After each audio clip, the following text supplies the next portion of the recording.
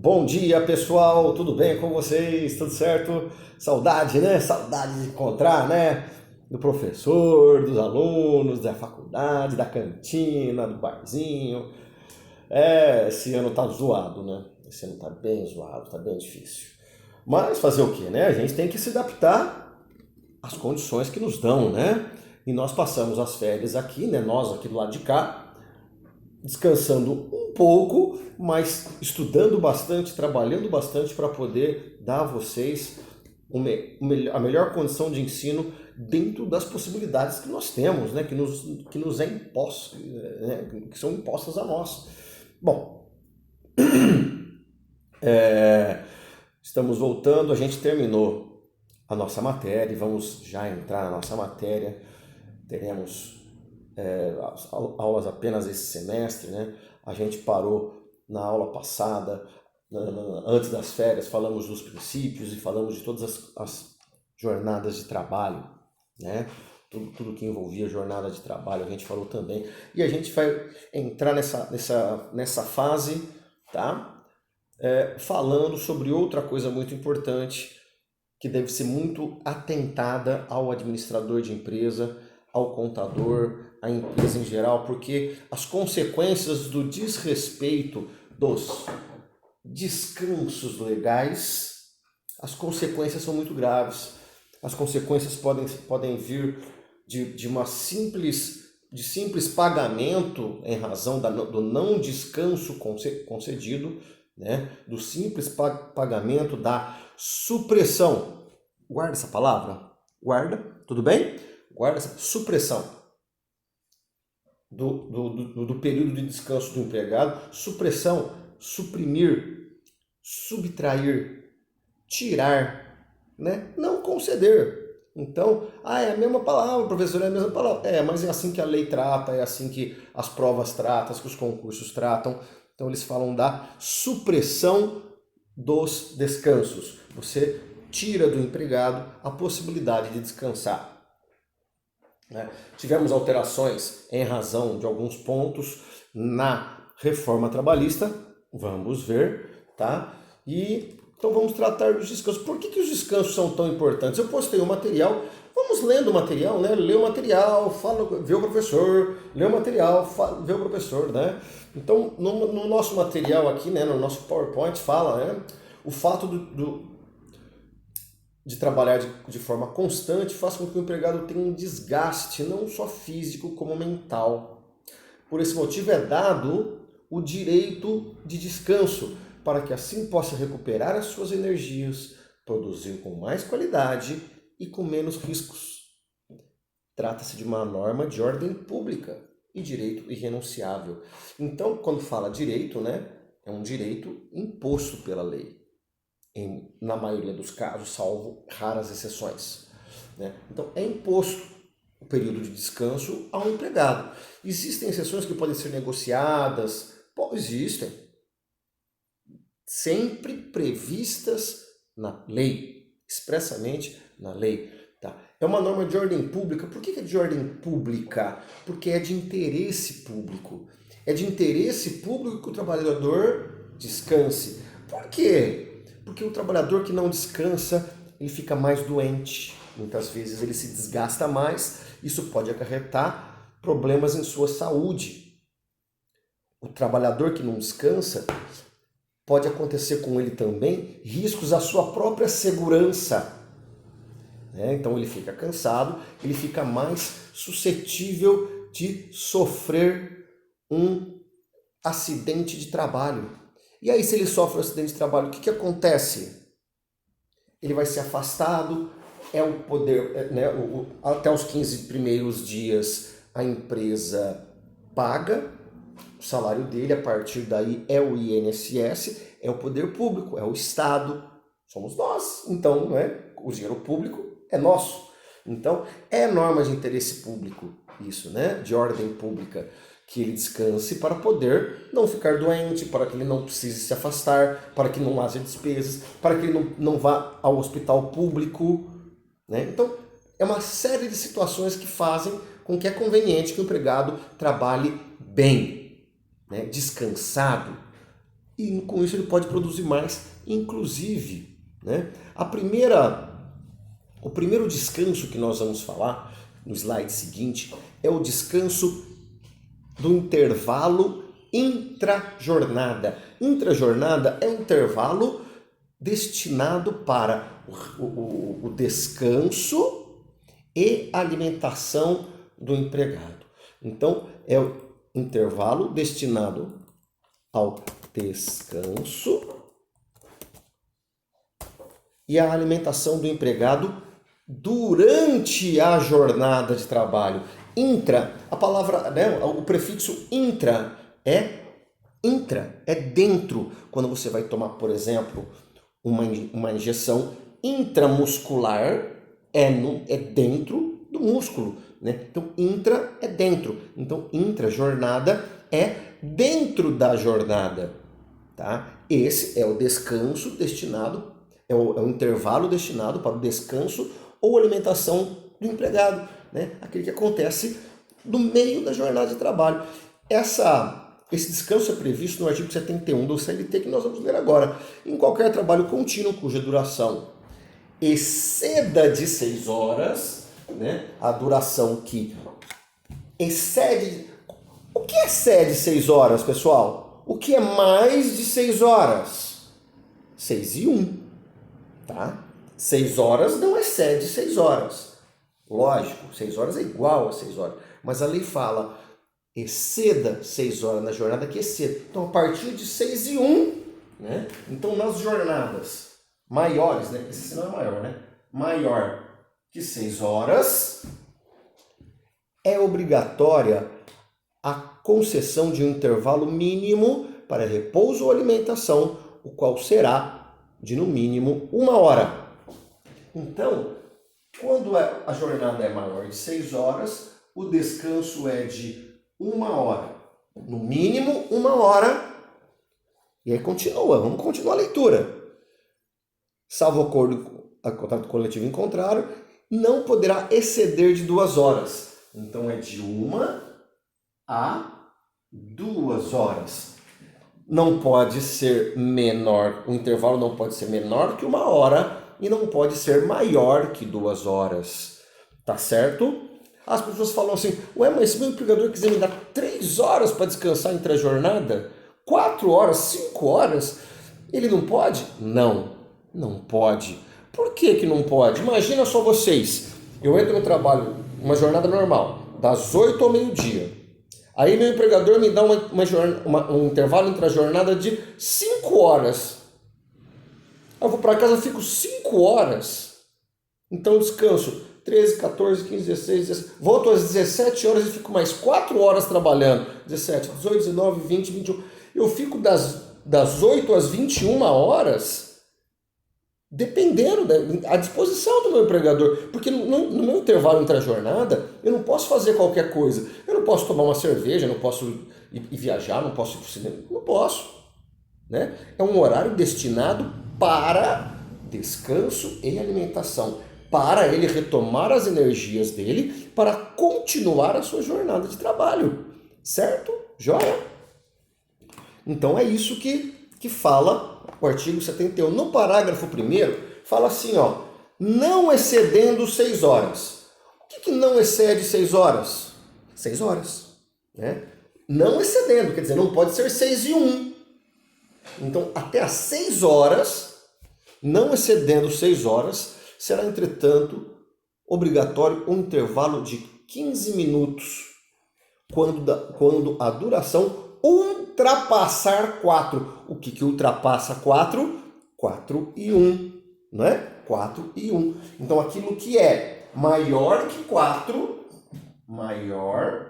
4 horas e não excedendo 6 horas e é menor ou igual a 6 horas, né? Então é isso. Maior que 4. A partir de 4 e 1 é maior que 4. Até 6 horas. Até as 6. 6 e 1 já não enquadra mais aqui. Tá certo? Quando for de 4 a partir de 4 até 6 horas, o intervalo será de 15 minutos. Ah, tá. E nas jornadas que vão menores que 4? Menor que 4 não tem jornada, não tem descanso, né? O que a lei pensa, gente? É só raciocinar um pouco. O que a lei pensa? Quem trabalha muito, mais de 6 horas, descansa um pouco mais, de 1 a 2. Quem trabalha menos de 4 a 6 horas, descansa menos, né? Descansa 15 minutos, tá bom, chega, né? Não precisa descansar tanto assim também. E quem trabalha abaixo de 4 horas, peraí, né? Não precisa descansar. Trabalha direto e vai embora. Né? Em jornadas, por exemplo, aquelas jornadas parciais, tá certo? Então, essa é a regra dos descansos intra-jornada. Esse intervalo mínimo, ele não pode ser reduzido, mas existe uma previsão contida, introduzida pela reforma trabalhista, que está falando ali, ó, né, que no intervalo mínimo para a jornada acima de 6 horas pode ser reduzido por meio de acordo ou convenção coletiva. Então, esse mínimo pode ser reduzido por acordo ou convenção coletiva, mas respeitando-se um mínimo de 30 minutos. Então, tem que ter 30 minutos, tá certo? Aí eu posso, outra questão muito comum, né? Eu posso, por exemplo, fracionar essa 1 hora em 2 períodos de descanso? Pode. Na área da cana, né, na zona rural, é muito comum ter 20 minutos para o café e 40 para o almoço. Então faz 2 descansos. A pessoa se cansa mais, é um esforço físico maior. Então, pensa-se que é melhor fracionar esse descanso em 2 situações. 20 para um cafezinho e 40 para o almoço. Tá certo? Slide seguinte mostra, primeiro, né, vou falar dessa tabelinha que eu coloquei isso aqui basicamente num gráficozinho aqui, né, numa artezinha aqui, né, até 4 horas não precisa descansar, de 4 a 6, 15 minutos, acima de 6, 1 hora, no mínimo, 2 no máximo, tá certo? Aí a gente tem que se atentar, né, no parágrafo 2º do artigo 71, que fala que os intervalos de descansos não fazem parte da duração do trabalho, ou seja, não faz parte da jornada de trabalho. Então, quando você pensa numa jornada de trabalho, por exemplo, das 8 às 18, das 8 às 18 dá 10 horas. Ah, mas eu descanso 2 horas. Se eu descanso 2 horas, então a minha jornada de trabalho não é de 10, é de 8. Certo? Beleza? No slide seguinte nós temos alguns descansos especiais previstos na lei também, tá? Não dá para a gente guardar todos esses, eu não vou pedir, né? Não vou exigir de vocês que vocês decorem isso, bobagem, né? A gente tem que ter apenas uma ideia boa, né? Então os motoristas possuem descansos diferenciados, quem mexe com digitação, cálculo, como contadores, quem trabalha com frigorífico em razão do contato constante com o clima, né, a temperatura, minas de subsolo, radialista para não forçar a voz, telefonia do mesma forma para não forçar, né, porque fica com fone, fica falando, né? A mulher possui alguns descansos especiais, né? Se ela estiver amamentando também, né? A gente pode ver aqui, né? Então, isso é legal. Teve um outro descanso que foi revogado pela reforma trabalhista, que era um descanso que a mulher tinha direito antes da reforma. Ninguém sabe disso, ninguém sabia, ninguém aplicava, mas era direito da mulher descansar 15 minutos após a jornada de trabalho, antes de iniciar eventual hora extra. E se você começasse já a trabalhar imediatamente a hora extra depois do fim da jornada de trabalho, você tinha direito de um adicional a mais, né, desses 15 minutos em dobro, né? Bom, enfim. Bom, vamos, slide seguinte, intervalo interjornada. Interjornada, que é aí eu coloco, né, que é o popular intervalo entre jornadas, entre uma jornada e outra. Então, é minha jornada de 8 horas, tá bom. Então, entre as 2 jornadas de 8 horas, você tem que ter um intervalo. É um intervalo entre uma jornada e outra que se justifica em razão do empregado poder ir para casa, ficar com a família, dormir, revigorar as suas energias, as suas forças, para poder voltar numa próxima jornada de trabalho, tá certo? Então, vamos lá, artigo 66 da CLT, entre duas jornadas de trabalho haverá um período mínimo de 11 horas consecutivas. Então, tô na minha jornada agora, ela vai acabar, tem que haver um intervalo para eu voltar para o trabalho, para a próxima jornada, de pelo menos 11 horas. Pelo menos, pode ser um intervalo superior, mas geralmente mas não pode ser menor. Não pode ser menor. Então, se eu trabalhei até as 11 horas da noite, eu não posso começar no outro dia às 8. Eu tenho que contar aí pelo menos 11 horas de 60 minutos, 11 horas de relógio. Tá certo? E o desrespeito a esses intervalos, que eu estou falando para vocês, gera um direito previsto no parágrafo 4º do artigo 71.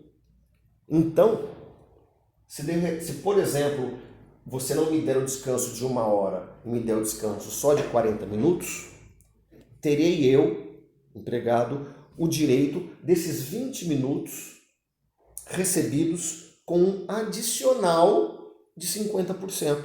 Então a gente calcula a hora do empregado, calcula esses 20% e acrescenta nesses 20 minutos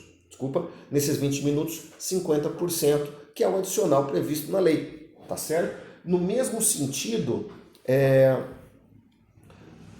o intervalo interjornada, né? Ele também, se eu de repente tiver que voltar ao trabalho com um intervalo de 10 horas, eu deixei de descansar uma. Essa 1 hora eu tenho que receber com um adicional de 50%. Tá certo? Esse adicional antes da reforma, hoje ele é uma indenização. Antes da reforma trabalhista, ele era uma remuneração. Qual que é a diferença de indenização e remuneração? A diferença é que quando ele era remunerado, também refletia em férias, 13º, aviso prévio, recolhimentos previdenciários, recolhimentos de FGTS. Hoje não mais por causa da reforma trabalhista. A reforma trabalhista foi boa, né? Muito boa para o empregado.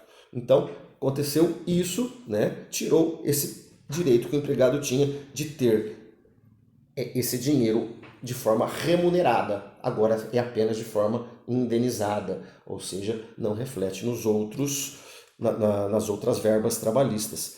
Tá certo? Continuando, para terminar, nós estamos com 18 minutos. Vamos lá. O descanso semanal remunerado. Descanso semanal remunerado, olha só, o DSR, aquilo que a gente chama de DSR, né? Deve ocorrer preferencialmente aos domingos, porque a Constituição Federal considera que domingo é um dia que até mesmo Deus dormiu, né? Descansou, né? Não foi o 7º dia que era o domingo? Deus descansou. Então, o domingo deve ser destinado às famílias, deve ser destinado para a igreja, para descansar e tal. Então, tem que ser preferencialmente aos domingos. Pode trabalhar de domingo? Pode. Espera aí. Mas não pode. Mas não pode. Mas em algumas situações pode.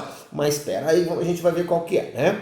Então, continuando, o domingo trabalhado deve ser pago em dobro, caso não houver a compensação em outro dia da mesma semana. Então, caso você trabalhe em dobro, no domingo, você vai ter o direito de descansar em outro dia daquela semana, tá? Daquela semana. Se você não descansar um outro dia daquela semana, você tem direito a ter aquele domingo que você trabalhou pago de forma dobrada. Isso não é hora extra, tá, gente? Isso não é hora extra. Isso é um pagamento em dobro por um dia de trabalho, que no caso foi o domingo. Que porque você não descansou no outro dia, é pago em dobro. Se você fez hora extra naquele dia, vai ser pago também do mesmo jeito, tá? E se não descansou no outro dia, vai ser pago em dobro, tá certo?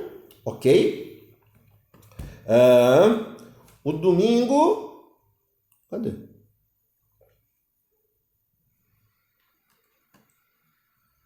domingo